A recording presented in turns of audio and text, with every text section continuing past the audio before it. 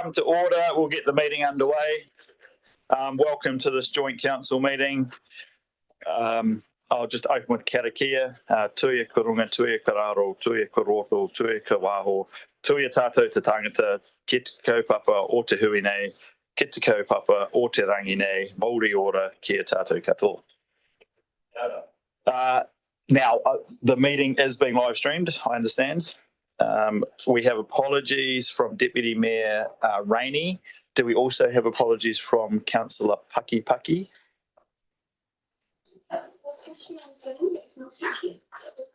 Right, so because he did send me a text saying he may be an apology, and I got the message about the Zoom thing, so we'll just wait and see. So we'll tentatively apologise on the basis that he certainly has indicated. So if someone would like to move those two apologies. Moved Mayor Smith, seconded Councillor McNamara. All in favour, please say aye. Aye. Against, carried. Just confirmation of the order of business. So we've got 3 presentations. Each of those are 10 minutes presentation, 10 minutes for questions. We have a presentation, so post this meeting, from NZTA in relation to Hope Bypass project. It's scheduled for 11, so we kind of do have a time constraint. So I just ask people, if you've got questions, can they just be questions? Keep them relatively succinct. Hopefully the answers will be similar. There is a lot of us, and if there is even if everyone has a question, that's quite a lot of questions and answers. So we'll just play that by ear. But yeah, 10 minutes presentation, 10 minutes for questions. We've got the confirmation of minutes. The only reason on the agenda you'll see there is a confidential session, the only reason for that is to approve the confidential minutes. I've checked with the governance team. We can confirm the confidential minutes in the open meeting and avoid the need to go into committee, as long as there's no need to discuss anything that's contained within those confidential minutes. So we will attempt to do that next, and that will save us the need to go into committee for that particular purpose. So I think that is it. Are there any conflicts of interest or interests that need to be declared for today's meeting? If not, thank you. There's no public forum. Well, there is a public forum, but there's no request to be heard. And so we'll come to the confirmation of minutes. So there's 2 minutes. The confirmation of minutes for the 9th of December, open meeting. Someone moved, they were true and correct record. Councillor Courtney, seconded Deputy Mayor Maru. All those in favour, please say aye. And then the confidential minutes from the 9th of December, someone moved, they be approved. Deputy Mayor Maru moves. Councillor Hodgson, all in favour, please say aye. Aye. Against, carried. Thank you. So that draws us to the presentations, and first up it is Infrastructure Holdings Limited. So they will just be with us in a second.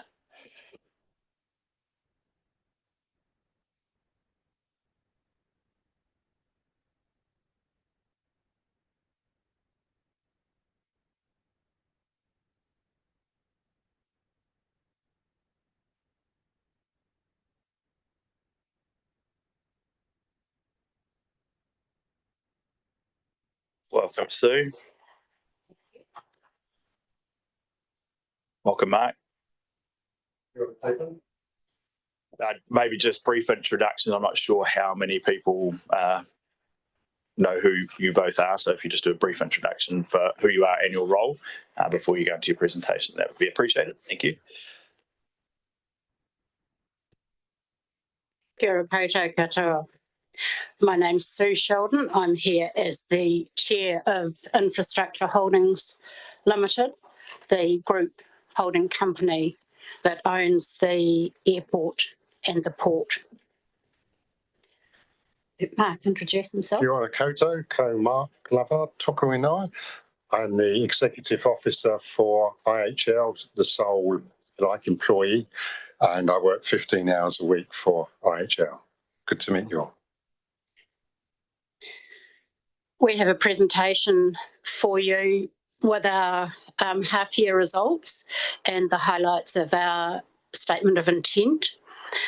What you'll see from us is a group position of steady growth, but some quite significant impacts on each of the port and the airport, mostly from issues that you will already be quite aware of and have been for some time, and some others which are more recent.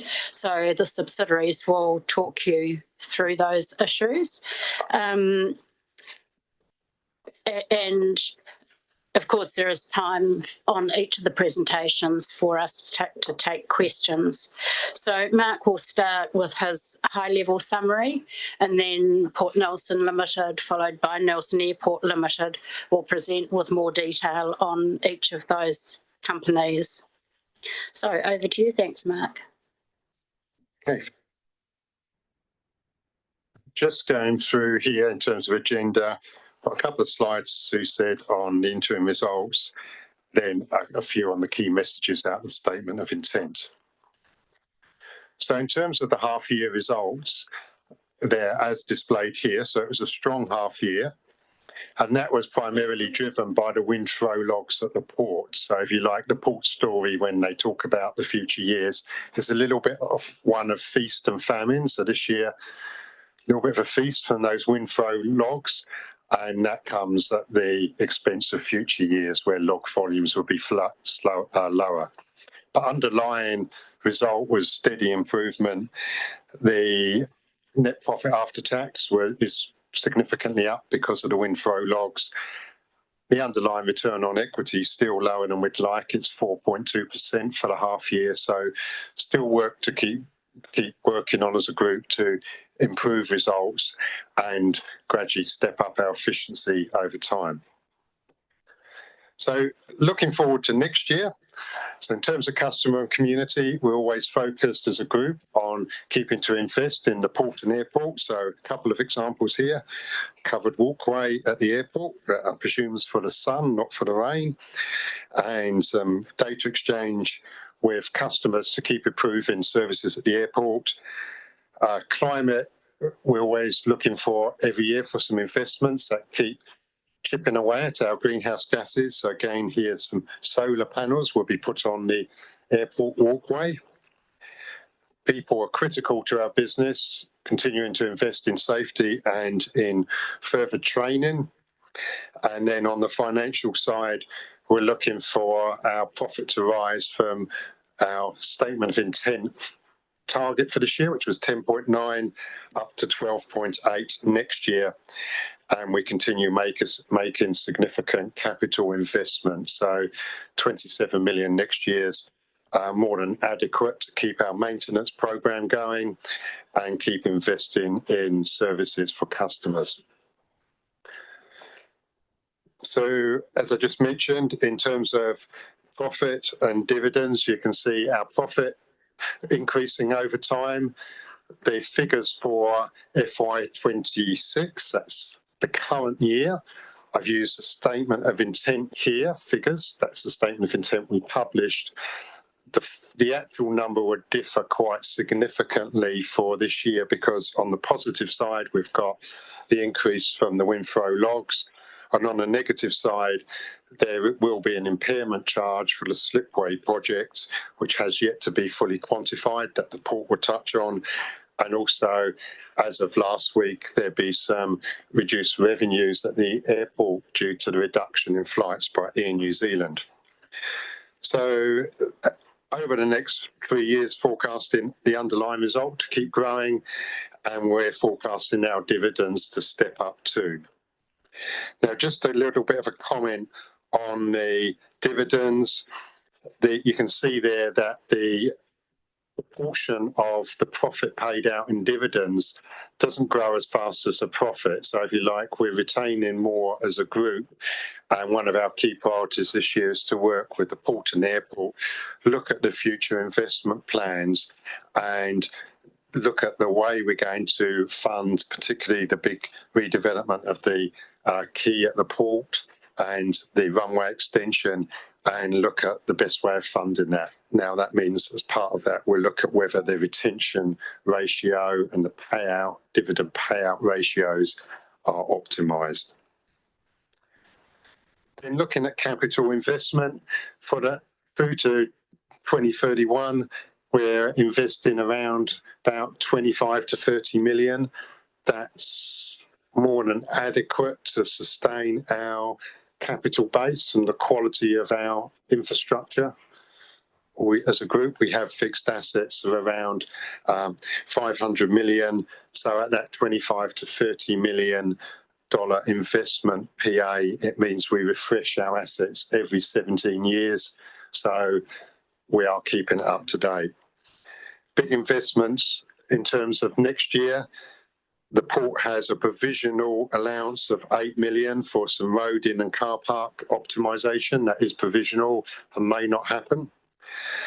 Then at the port, they're realigning the southern boundary. That enables a new perimeter road and significantly improves safety. Got the covered walkway at the airport and the routine resurfacing of one of the quays at the port. So they're the major capital investments. Long term, you see that big jump from 2033, which reflects the start of the wharf replacement at the port and the runway extension. And they're the capital investments we want to start just working on as a group, looking at the business case for them and looking at the best way of funding them. In terms of medium-term risks,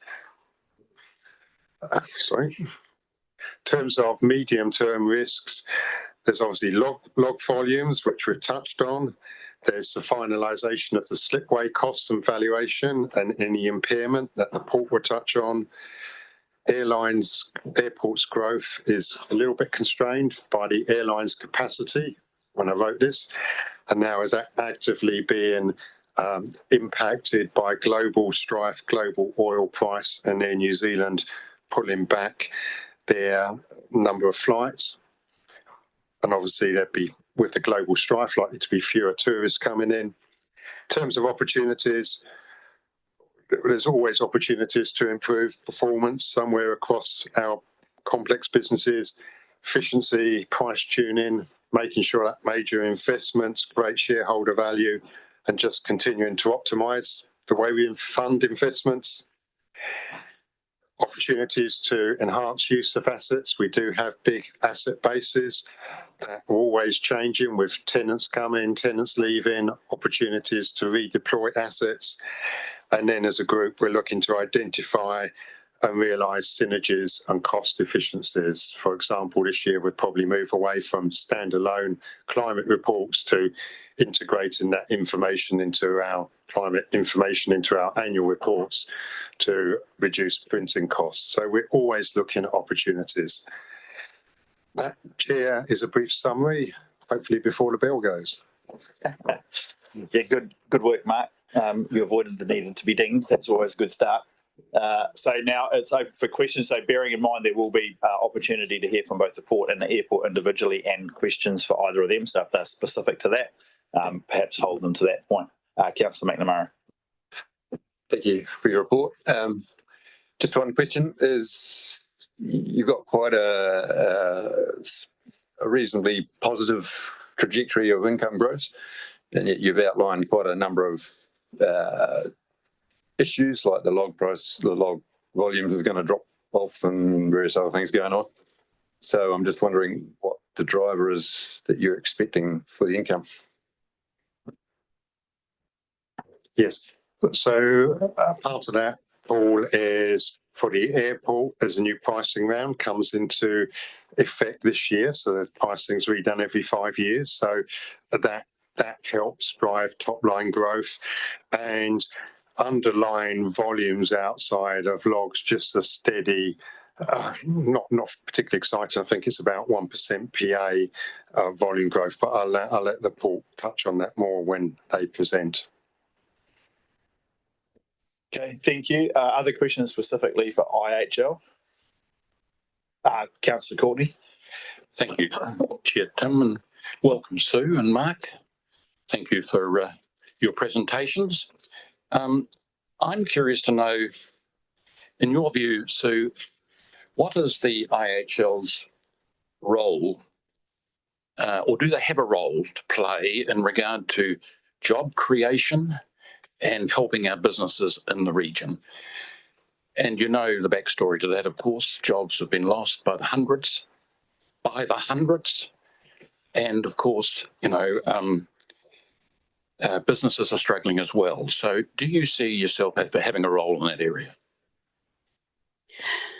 I think, Councillor Courtney, that the role of IHL is to ensure that we have the best possible facilities within, obviously, our budget constraints to provide facilities that other parties in the area can use. So in terms of our export facilities, our passenger facilities, so that we are continuing to support wherever industries might be able to expand in this area or come into the Nelson area, and of course tourism being a significant driver as well. So I think what we see as IHL is ensuring that we are providing facilities at the appropriate levels or at the best levels within our ability to fund. Thank you. Very quick, as long as it's an actual question. Yes, it is. Okay. Do you think your port and the airport have a responsibility in this area? The ability of the two companies to actually create jobs is only within their own businesses. I think their wider role is, as I've just outlined, I don't think there is a wider role in the creation of jobs. It is in the customer base. Can we attract customers who then can create jobs? Okay, thank you. Mayor Smith. My question is around the projection over future years of the companies experiencing growth in net profit, but using a far greater portion of that for their own capital investment. What role does IHL play in scrutinising the trade-off between the degree to which these companies use their profits for reinvesting in new things that they would like, as compared with both councils that are under intense financial pressure and providing greater dividends to our two councils? Very appropriate question. Thank you, Mayor Smith. And certainly something that Mark and I discuss on a regular basis. So you will have picked up in Mark's presentation that he referred to ongoing work this year in this respect. And I think it is there is room at some point in time for a conversation with shareholders as to shareholders' view in future development funding levels versus the provision of dividends, because that clearly is the trade-off. What's provided by dividend effectively ends up being an increase in debt if we do the same level of work, or we do a lower level of work and manage funding levels accordingly. But I do think it's a key role of IHL to initiate those conversations and to understand just where that trade-off ought to be. Thank you. Any further questions? Yep. Councillor Anderson. Thanks. Just wondering about just around capital investment and year 32 on, and that number pretty much doubling. Are there anything we need to know, or is there any long-term stuff do we need to prepare for that quite large, that significant change in our capital investment, which looks like to be happening for a few years after that? You'll appreciate that both those items that we've provided for are significant in size, and that means at this stage there are estimates and there is a provision. So the work that has to be ongoing is the timing of when that is required. Ports and airports are always working on what is the investment required, but critically, when will it be required, and therefore, when will we need to start? So that is certainly work in progress, and it's subject to ongoing review by both of the companies. Okay, thank you. Councillor Neubauer. Thank you. In your presentation, you talked about keeping growing and steady growth a bit. Did you take into account the increased likelihood of us entering a high fuel price environment? We're already seeing Air New Zealand cancelling flights, or international trade disruptions, lower trade volumes in the future. Does that point towards keeping growing and steady growth? No, I think that's the whole point. When we did our statement of intent, we were kind of expecting a fragile recovery in the economy, and I think the past few weeks' event has put an absolute damper on that, and the global impact in New Zealand's just at the vanguard. There's going to be huge ramifications. And by the time we come to final, I think ourselves and probably the councils will have to take a hard look at our future plans in light of a radically different global environment. Okay, thank you. If there's nothing further for IHL specifically, thank you very much, Sue, Mark. And next up, we've got Port Nelson. Yeah, it's definitely a trap for beginners, those steps.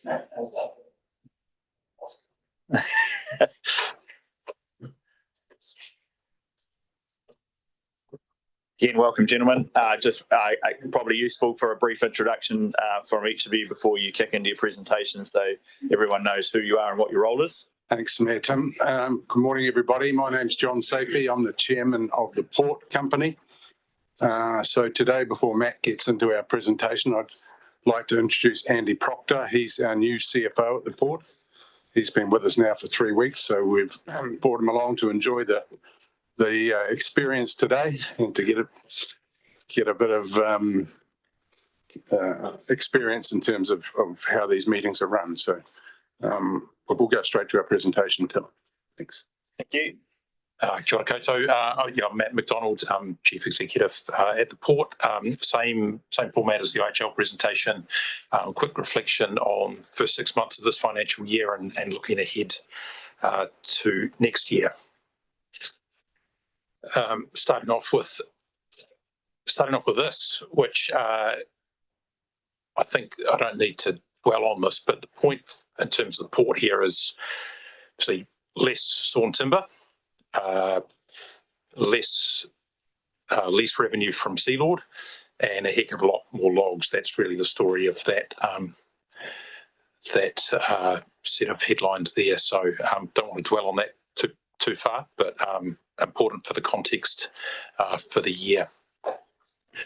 Just diving into logs a little bit more. So we've got a huge increase in log throughput at the Port. Got a number of lines up there for probably about the last 10 financial years. So really, if we look where we were at 31 December, pretty much 50% ahead of our budget and 50% ahead of the same time last year. And if you compare that to the next largest year, which was FY19, which was also the year that we had the fire, and you can see the back half of that financial year, the run rate starts to increase further, and then you can see just how far ahead we are. So we're at about 1.1 million tonnes at the end of February, which is actually ahead of already what we'd budgeted for the entire financial year. So when we get to our forecast for the year, is we're assuming we'll be in the order of 1.6 to 1.7 million tonnes. So a really significant event, not just for the region, but for the Port. Right, slipway redevelopment. So this project, really, we had a significant milestone December. Lots of concrete there in the centre of the screen there that you can see, and that's the hard stand where the boat hoist will operate.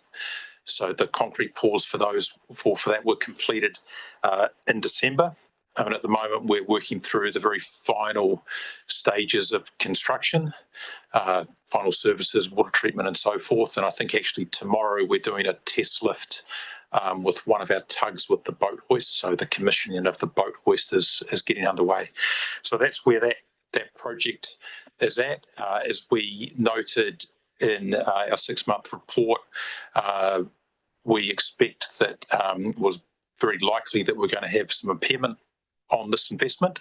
Right where we are at the moment, we don't have numbers on that, and working through valuation and expecting that will be completed around May, when we would be in a better position to understand the quantum. And then just a final slide on the financial year to 31 December. So if you drop right to the bottom line there, net profit after tax of 6.3 compared to 3 last year. Now, we'd assumed we were going to be well ahead of 3 anyway, but we're well ahead of that. And what we'd put together as our budget. And if you jump back up to the total revenue line or the port operations line and contrast those two numbers there, then there's pricing impact as well. Pricing is an important part of this, but you've certainly seen the impact of increased log volumes through there as well. So all in all, cargo is really important for the port, and more cargo equals more profitability. So just a few slides, and if I just pause on this one, our strategic framework, and Councillor Courtney, maybe to answer your question from my perspective there, or from our perspective, we would see our purpose as facilitating regional prosperity, not directly creating jobs, but if we do our job well, then that's what we're enabling. Maybe the slipway redevelopment is one example that is more fairly and squarely aimed at job creation and supporting the regional economy. But I just wanted to pause and remind you of our strategy around our strong port and diverse growth strategy.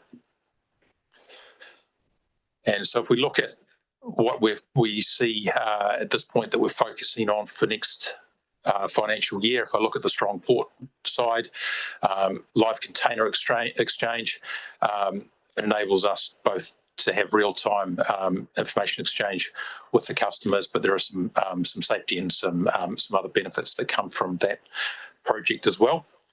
We've been very focused on making the port a safer place, particularly through this critical risk verification program, and that will carry on to its 2nd year next year.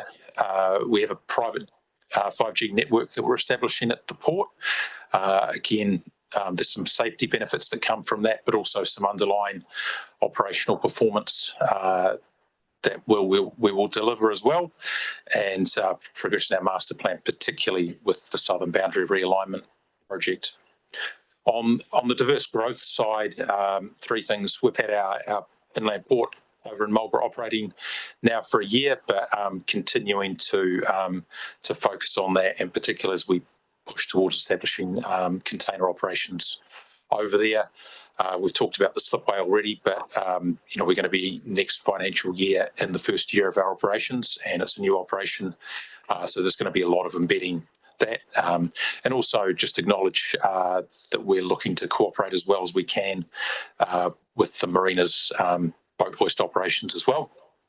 And we've had a few blows on the commercial property front, particularly the changes at Sealord, also losing Steel and Tube from the port, and so needing to have a fresh look at what a strategy is for regrowing or starting to grow and recover our commercial property revenues. Just a couple of slides here with a 10-year lens. So this one's the cargo and container volume, and if we just particularly focus on the total cargo throughput, which is the RT, the orange revenue tunnel, orange line, you see in FY26, this current financial year, the impact of the log windthrow. So we'll be up to close to 3.8 million tonnes of logs, and then we're we don't actually have the detailed numbers from the log exporters at the moment. That is a work in progress, but I think it's fair to say that we will see significantly less logs next financial year and then probably into the year after before natural growth in the forest starts to build again. And no surprises then around profitability. If we look at FY26, so as we've said in our 6-month report, we're aiming around the 10.1 to 11.1 is where we think we're going to land on an underlying net profit. That drops away to 9 next year before growing. And there is a combination of price and volume ultimately that comes into those numbers. And last slide here from me, again in the details here, but if you drop down to the second bottom line, you're seeing steady growth around the net profit after tax line from 9 to 10 to 11, albeit a reduction from the current financial year, and then again growth on dividends. And just a note on those, I suppose, in response to one of the earlier questions as well, that 6.5 over 9 million for next financial year is very much at the top of our range of 50 to 75% impact payout, and even the 7 million over 11 is I can't recall the exact number, but certainly well above the 50% level. That is the end of the slides. Thank you. Also avoided the dinger. Good news. It's open for questions.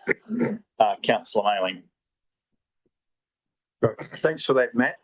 Things have changed in the last 2.5 weeks since you and I last were together at that celebration, hasn't it? Mm-hmm. So this time of the year, I always ask about containers because the apple harvest and our fruit harvest is in full swing. So what's the availability like, and have you seen any disruption so far from our friends Maersk and other shipping companies? Yeah, so the story's only as it's only true when you print it, isn't it? So look, we're not seeing any disruption at the moment. Nelson, relatively compared to most other ports in New Zealand, has a small amount of cargo going to the Middle East, so that's the direct impacts on cargo.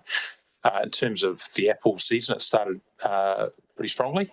I've actually just been in Europe visiting all the lines, and they're certainly very aware of the situation, both with fruit harvest and which is looking good, and as they always say, looking to support that as well as they can. But at this early stage, things are looking good.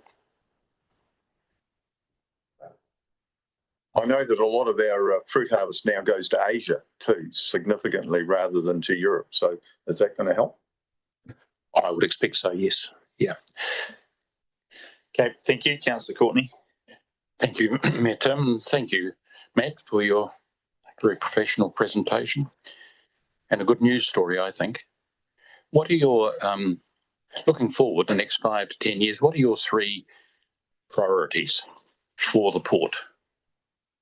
Strategic priorities for the port, looking over the next 5 to 10 years, please.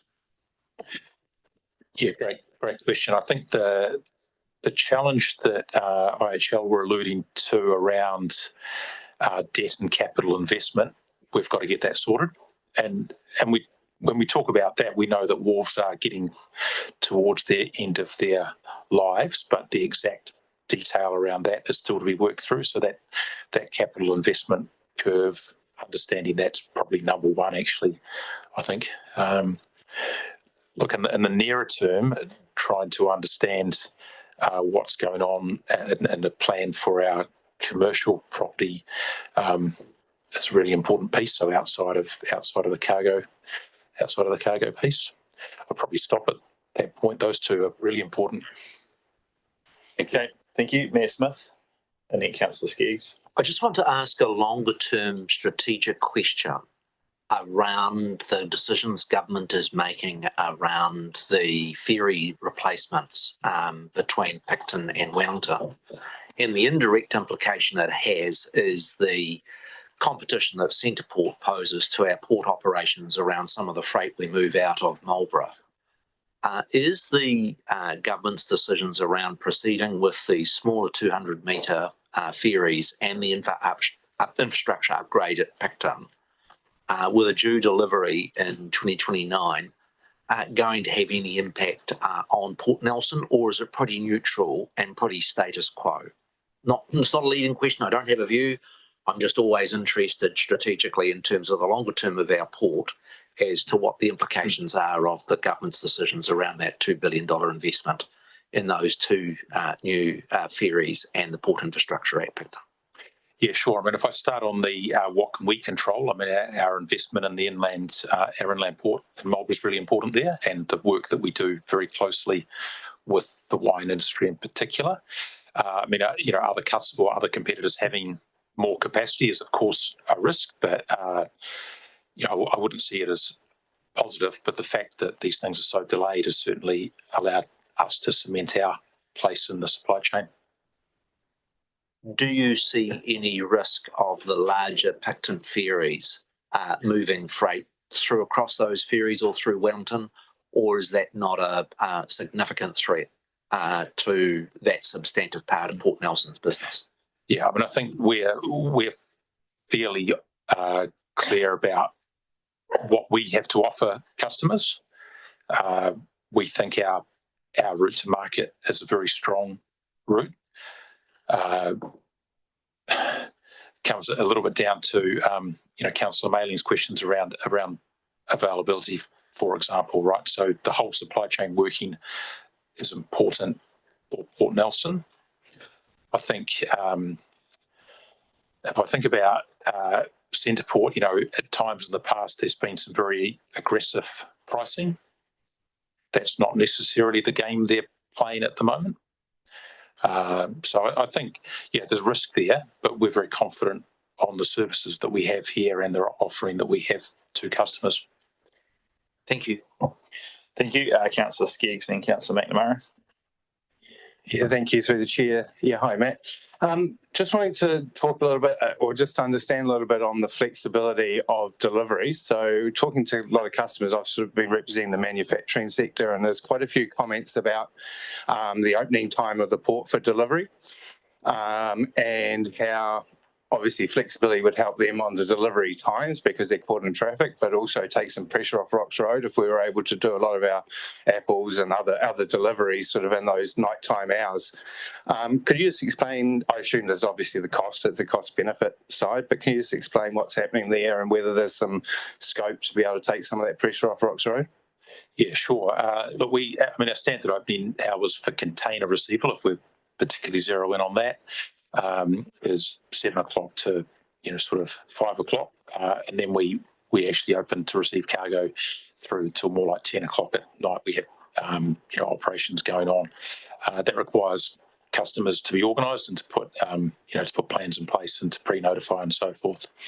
So the challenge actually is the supply chain as a whole is their trucking availability, et cetera, et cetera. I mean, it becomes more challenging, particularly at this time of the year with apple exports, and we tend to put specific plans into place. But we're always open to looking at those. But it needs, as I say, it needs the whole supply chain to be on the same page for it to be successful. Councillor McNamara. Thank you, Mr. Mayor. I guess re-question my last one to you. Council's about to go into its long-term plan setting, and so we kind of want to be sure of our figures a little bit of expected income. So I'm just wondering whether you think we're not looking overly optimistic at the next few years on growth of income. Yeah, I think if you looked at between FY27 and FY29, the volumes are dead flat. So you have pricing as the key mechanism there. The longer term, we still expect growth from the Nelson, the Nelson Forestry Estate. So despite the wind throw, there is still that underlying growth there. But yeah, just to be clear that over that 3-year period, there is actually no growth in there. So no growth in volume. And total volume, yes. Some small, pricing, some small growth in container volumes. Thank you. Councillor Anderson. Yeah, thank you for the report. I was just wondering, are there any challenges or opportunities? Just thinking the Marina Master Plan, the amount of work that's going on in there, and also I think in the presentation talking about diversification and finding other opportunities for revenue. So I'm just wondering whether those you're totally insulated from that. It's their piece of work, or whether there are opportunity or challenges in around all that work. Thank you for that. Yeah, I've had a meeting with Rick Hurd in the last month about how we can cooperate on our slipway operations. We know they've got the smaller one. At the moment, we were looking at it in terms of governance opportunities, but also mainly in terms of marketing as a hub for commercial activity. And that's the area where we can quickly make progress. And he's much the same like mind as we are. Any area where we can jointly market the services of the region and the slipway type operations, that's the first stage and what might come as better cooperation in that. So yeah, it's all good. He's absolutely of the same like mind as us. So we'll be working with the Marina in the next wee while. Okay, thank you. Anything further for the port before Councillor Morgan? My question is, the revenue's flatlining, so I was wondering how you're going to make take up the additional commercial opportunities that may be there, particularly on land.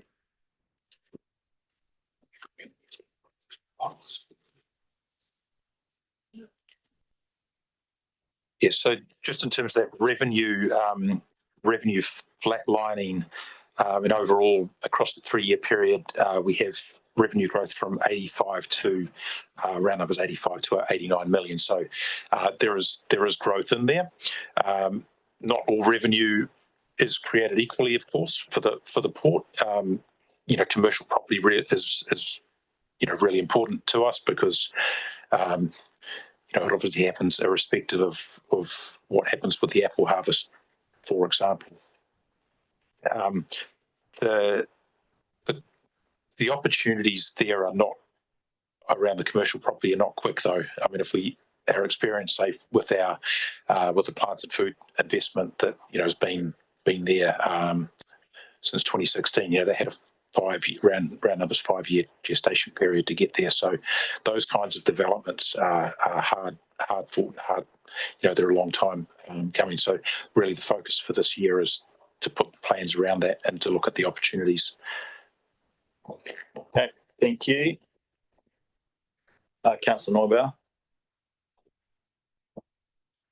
Might be a little bit out of line asking this question here, but hopefully Mayor Nick will appreciate it. If the trade volumes are potentially flat or declining from financial year 2027, if I understood that correctly, does the port still require the same amount of land, or would there be an opportunity to free up more land to work potentially with Nelson City Council to accommodate other land uses, possibly around accommodation and hospitality? So the short answer to that is no, other than the work that we're already doing with the city around the waterfront redevelopment. Okay, thank you. If there's no further questions of Port Nelson Limited, thank you very much for presenting and taking questions. And now I'll ask the airport representatives to come up. So far, we're managing to keep pretty much to time, which is good news. Much better, Chair.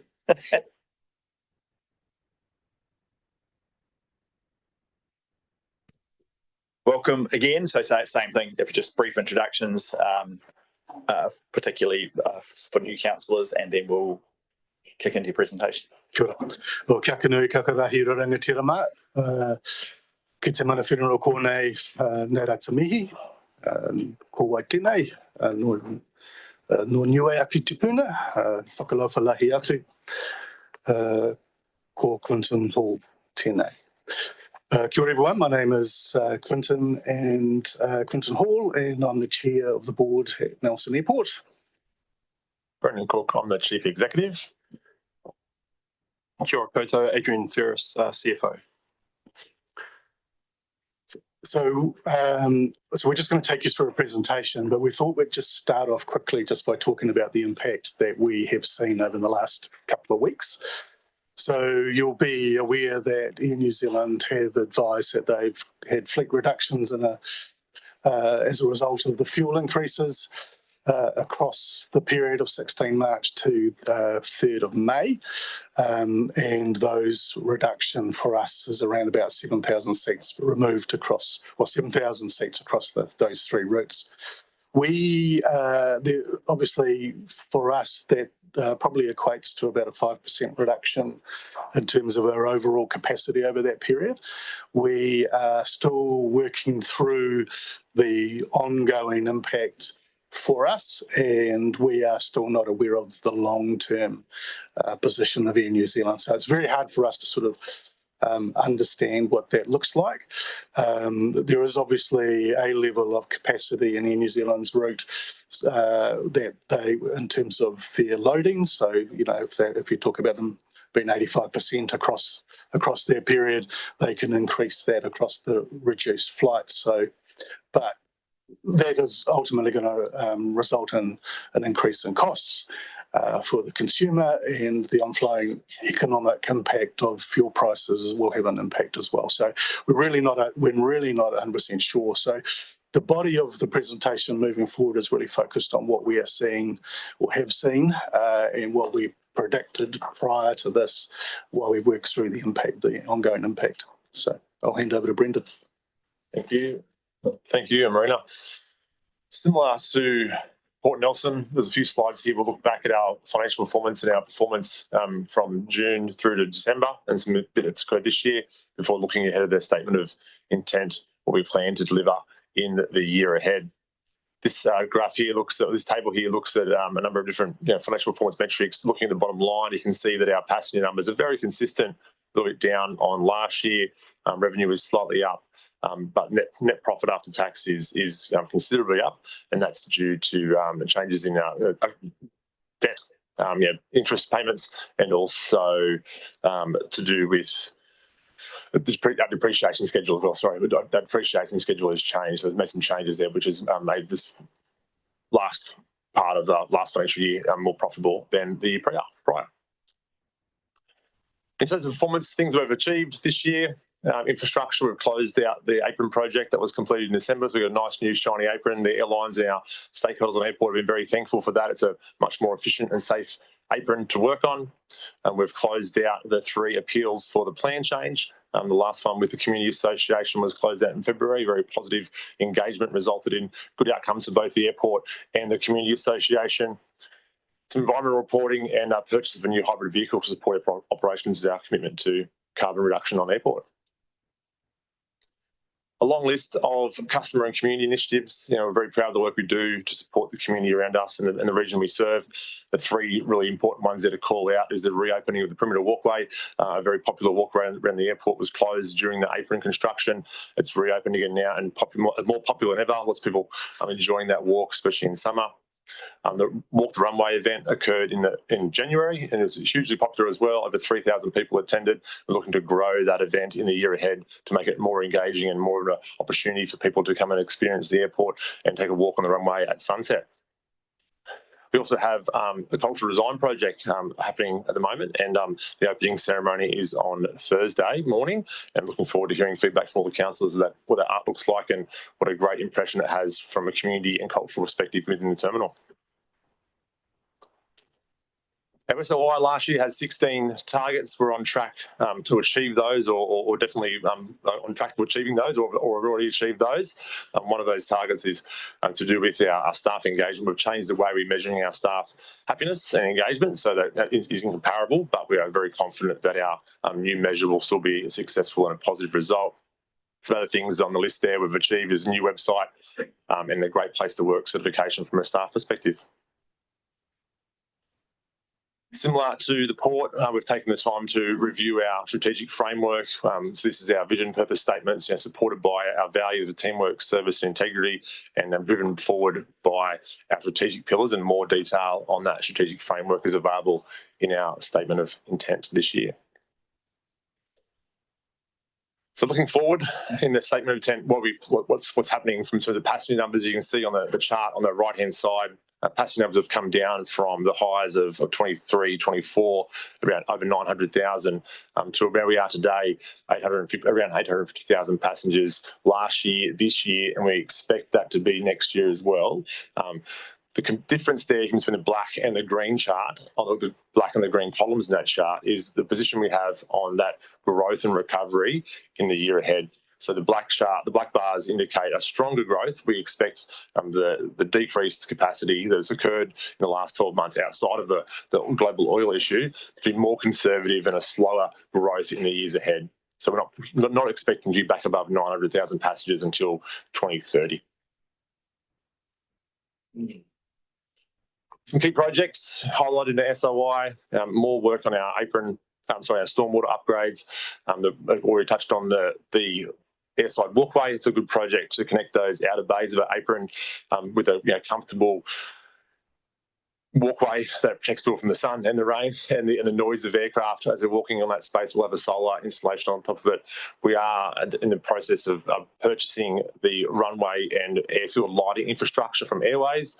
That's a national initiative. Lots of airports across the country have procured that. As Airways moves away from that part of their business, we'll be taking that on later this year.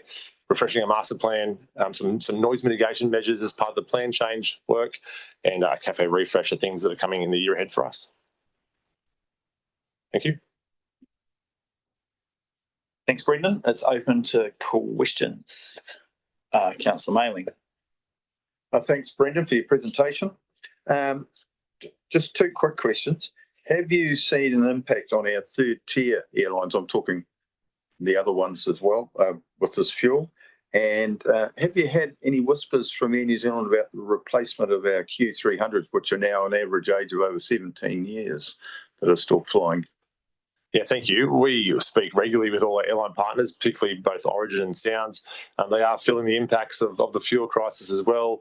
They have not reduced their schedules as yet. They are probably picking up a little bit more passengers with the reduction in Air New Zealand. I know that Sounds are picking up a few more passengers on the Wellington service.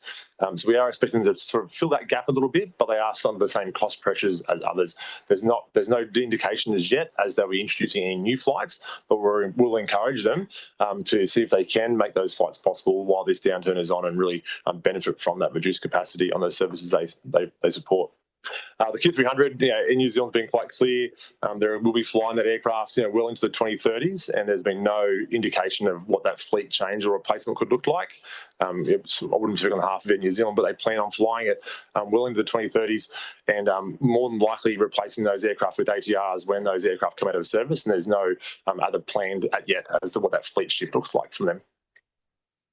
Thank you, Brendan. Councillor Courtney. Thank you, Chair Tim. Welcome, gentlemen. Thank you.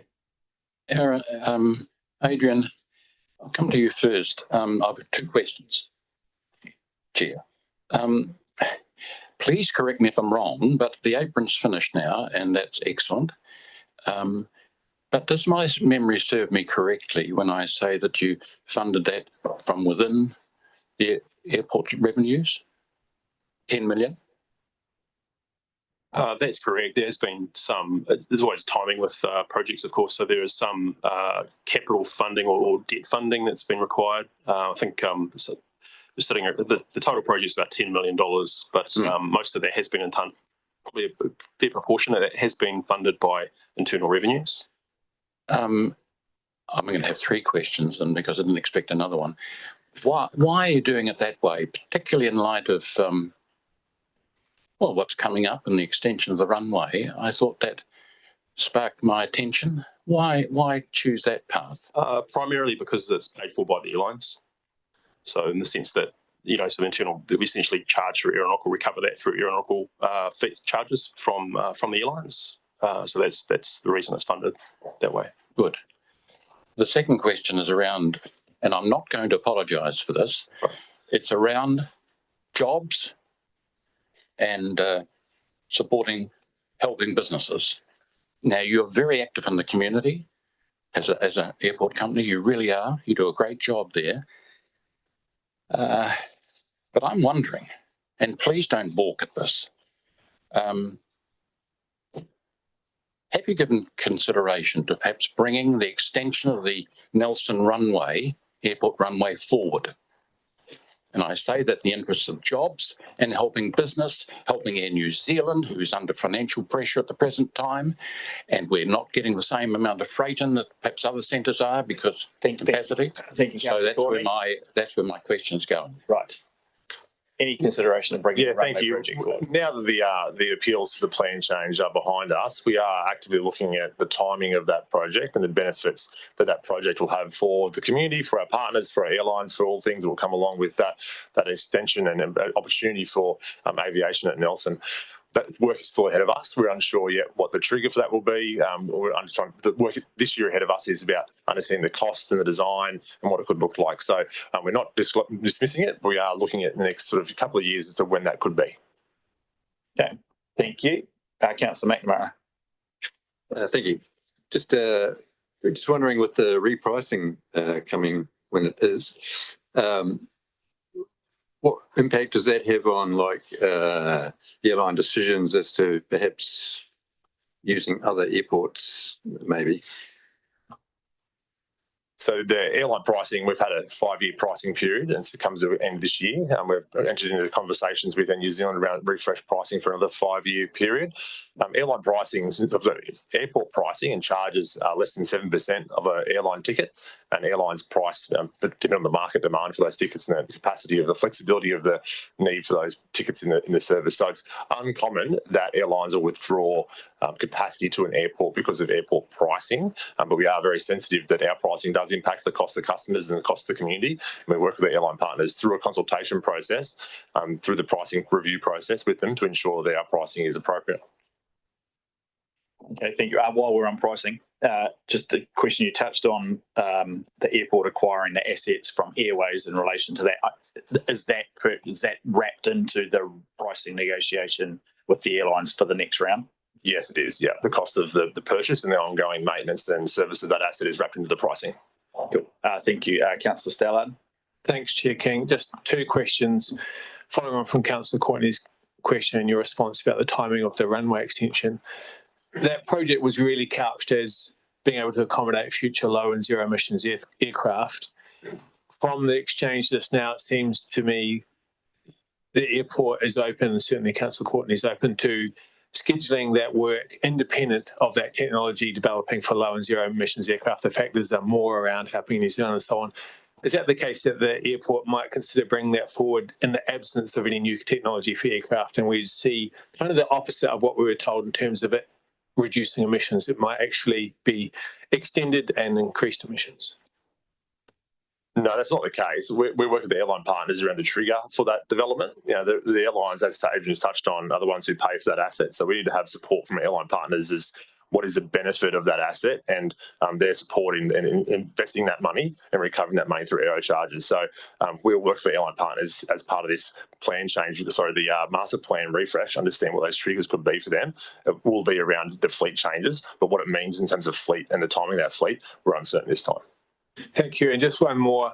In terms of future risks to aviation and energy and so on, one of them, which we're seeing right now, obviously geopolitical risk, and that's quite unpredictable. But another one that's quite predictable is the increasing energy cost of extracting energy. Is that something that's discussed in aviation, and when that might be a factor in terms of pricing and availability of fossil fuels as the energy cost increases over time as we go to harder to reach reservoirs and so on?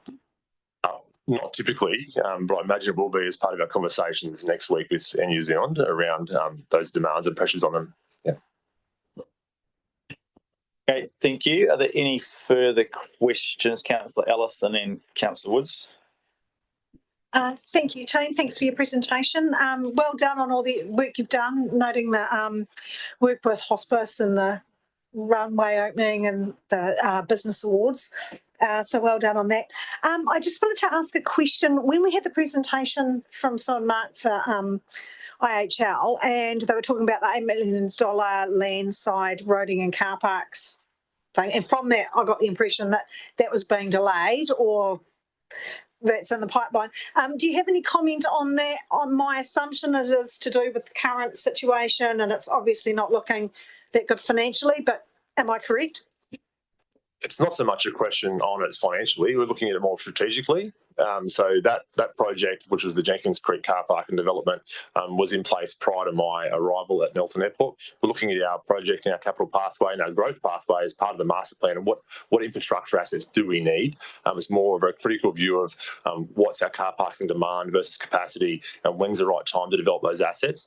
And that's a provisional placeholder because it was a previous plan. And we're critically reviewing that now, and it will make those changes in the year ahead. Cool. Thank you, Councillor Woods. Thank you for your report and through the chair. Just in terms of the projected uptick in total passengers moving through the airport at 900,000, how close does that sit to the existing capacity of the airport, all things considered? Yeah, we're still, from a terminal perspective, from a car park perspective, apron perspective, we're still a long way behind our capacity. Lots of room to grow into those infrastructures. So we've built the terminal at 1.4 million passenger capacity. So there's lots of space for growth in the infrastructure we have to service the future demand. Thank you, Councillor Rollo. Thanks, Mayor King. Morning, team, and congratulations on your recent awards and everything you've been doing. Just touching on Plan Change 30 and the fact that it's now being resolved with the community, still has to be officially signed off by the council in the next couple of weeks or so. Have the airport got a bit of a plan underway around communicating back to the wider community what changes have come through Plan Change 30? I know there's some significant changes that some people have spoken about, but I think, and from what we saw go wrong at the start of Plan Change 30 was the public perception of what was actually going on because of large words and, you know, fake news, for one of another term as well. Have you guys kind of reviewed that and gone, how can you sell this package moving forward and what that will look like? Yeah, great question. We have a comms plan in place for that. We've already been out on social media announcing that the settlement of that agreement with some light touches of what that could look like in terms of a community fund, in terms of some more clear wording around the developing and refurbishing houses close to the airport. So we'll have more of an opportunity to communicate those clearly and more broadly once we have all the behind us and signed off by council. Thank you. Any further questions of the airport? If not, thank you very much. Thanks for the presentation and answers to the questions that were asked. So at this stage, we're going to take a very brief 5-minute break. People to grab something if you want to bring it back. And then after that, we will have the Tasman Bays Heritage Trust. So same thing, 10-minute presentation, 10 minutes for questions. And all things being equal, we should finish pretty much on time.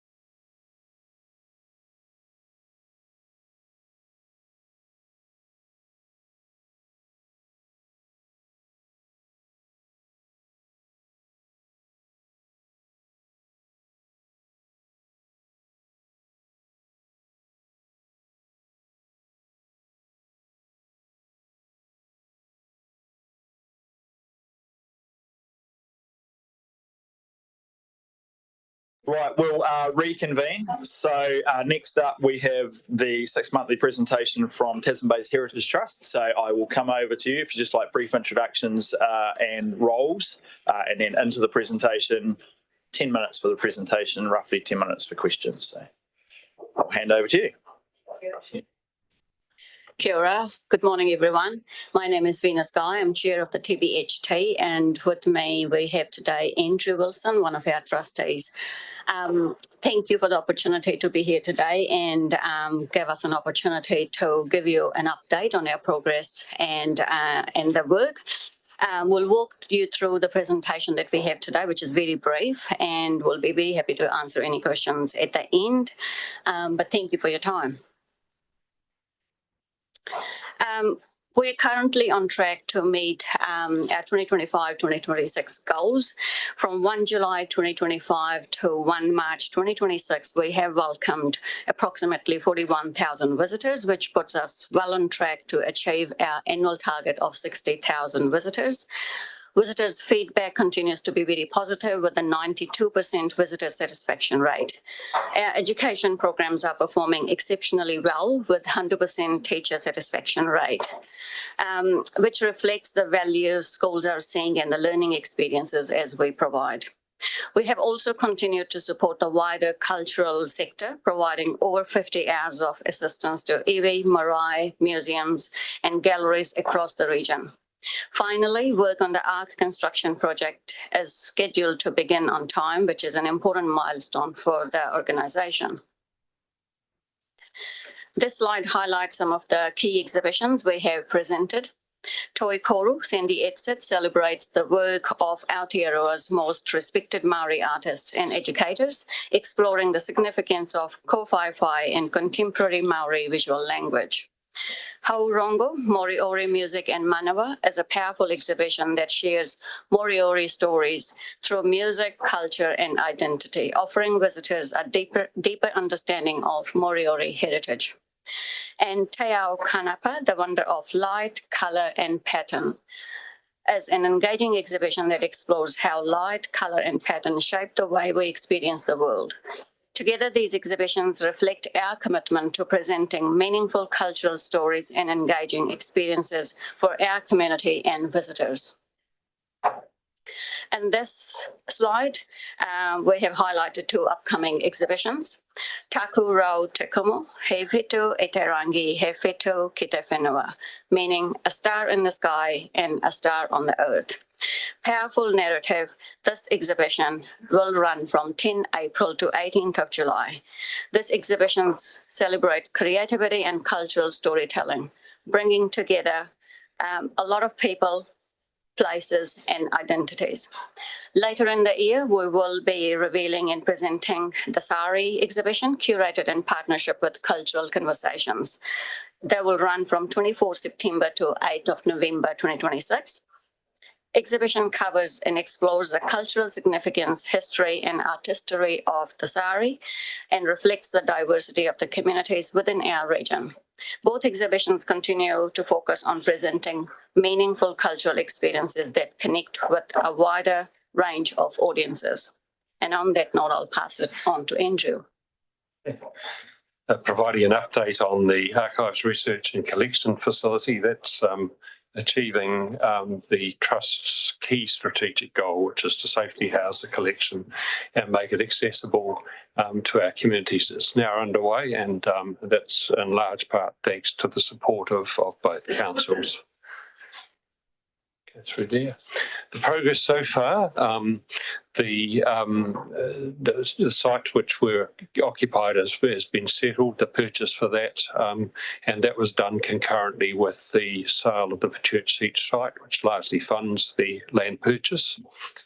And they both settled on the 30th of January. We received resource consent for the development. We've entered into a fixed price, maximum guaranteed price contract with Scott Construction for $7.15 million. And we've set up, or been involved in the setup of a project liaison group involving representatives of both Tasman District Council and Nelson City Council to regularly overview the progress of the project. So we're underway. We've got building consent to be it's going to be submitted next week. And the building program is going to take about a year. So it'll be completed about this time next year.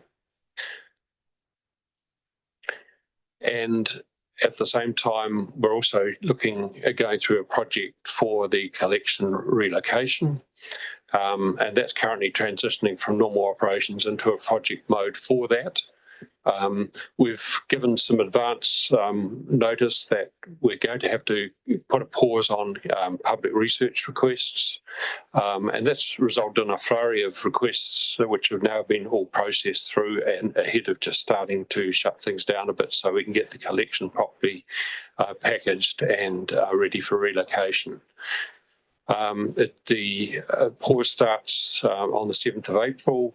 We're holding a public open day on the 22nd of April to give a last chance to see the collection store at Iceville Park, and then we start moving over 1.5 million collection items.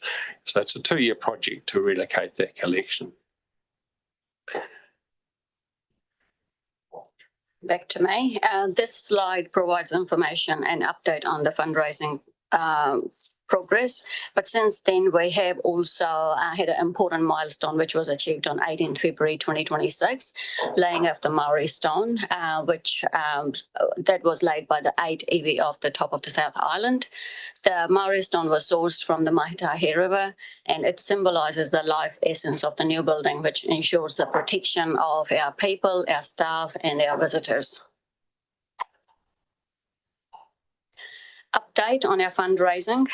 During this period, we have submitted 8 funding applications seeking a total of 1.3 million to support the project. We have also received $100,000 in community donations, including contributions from trusts, corporate partners, and individual donors, which reflects strong community support. Looking ahead, we will be launching additional community fundraising initiatives, including our Name a Shelf campaign in April 2026, which will give the community a chance to directly support the care of the collection. We're also planning on a fundraising Gala Royale, in June 2026, which will be another opportunity to engage supporters and raise funds for the project. Fundraising, the gala dinner, it would be a 300-person black tie dinner at Rutherford Hotel on 13th June 2026.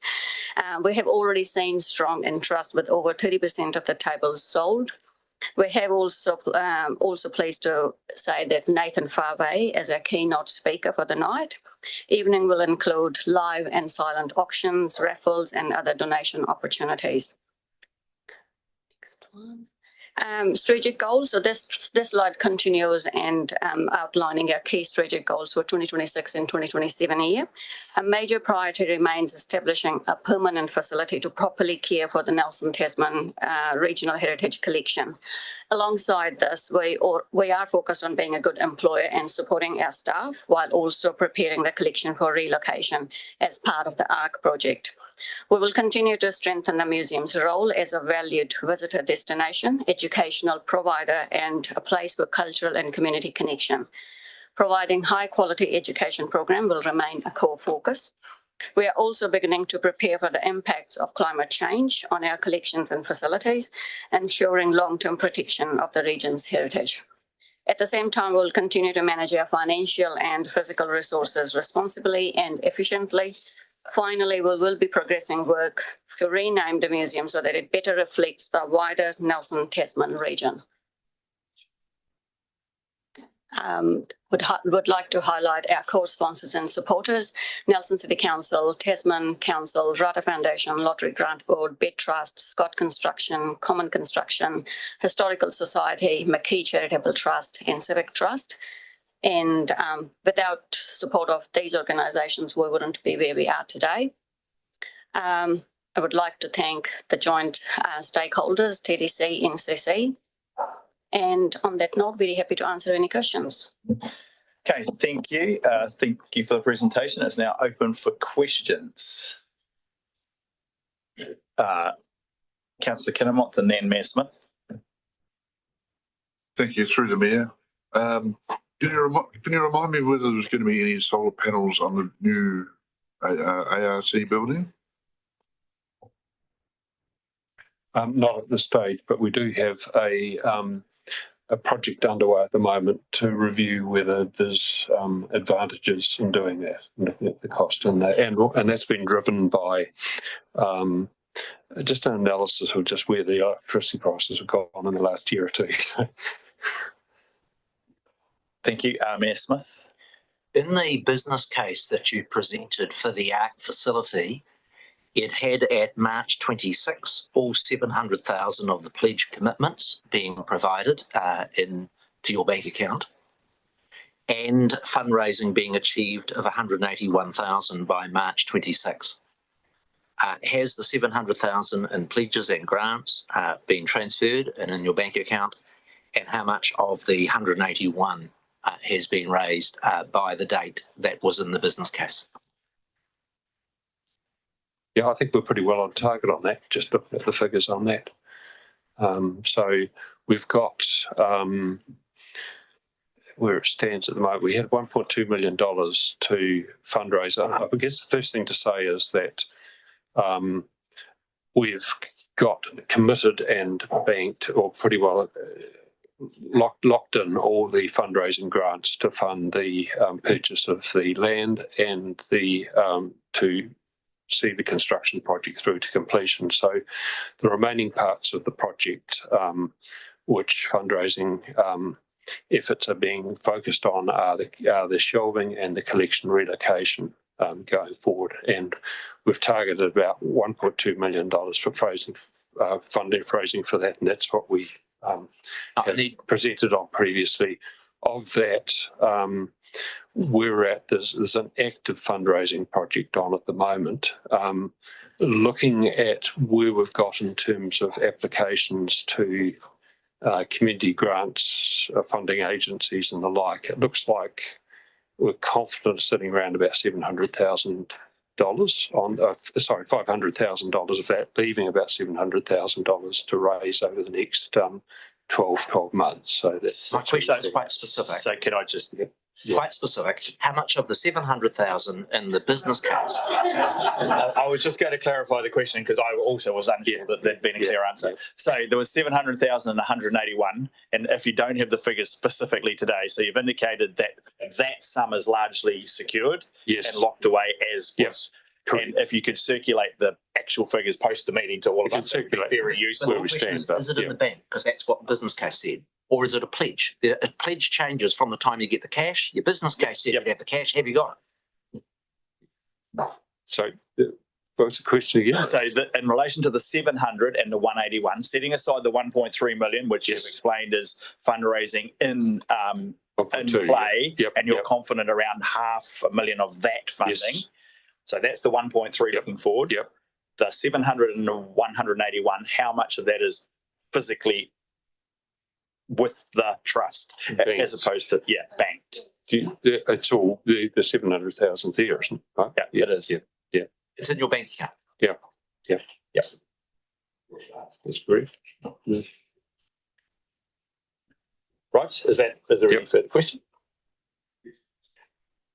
Feel free to confirm this post the meeting via email, just to clarify. We can check that and verify that. But, yes. So there's the 700 and the 181, and if you can clarify both figures. But for the purposes of today, the answer is that is in the bank. Okay. Thank you. Further questions, Councillor Courtney? Thank you, Mayor Tim. Thank you for your presentations this morning. Venus, can you just, there's a good news story here, I think, if I've understood you correctly, 16,000 visitor numbers for the last 12 months. Is that correct? So the visitor numbers are from 1 July 2025 to 1 March 2026. So it's not 12 months. And it's not 12 months. No. And the budget for that time, do you have a figure there? So the total target is 60,000. And within the 9 months period, we have got approximately 41,000 visitors so far. Yes, okay.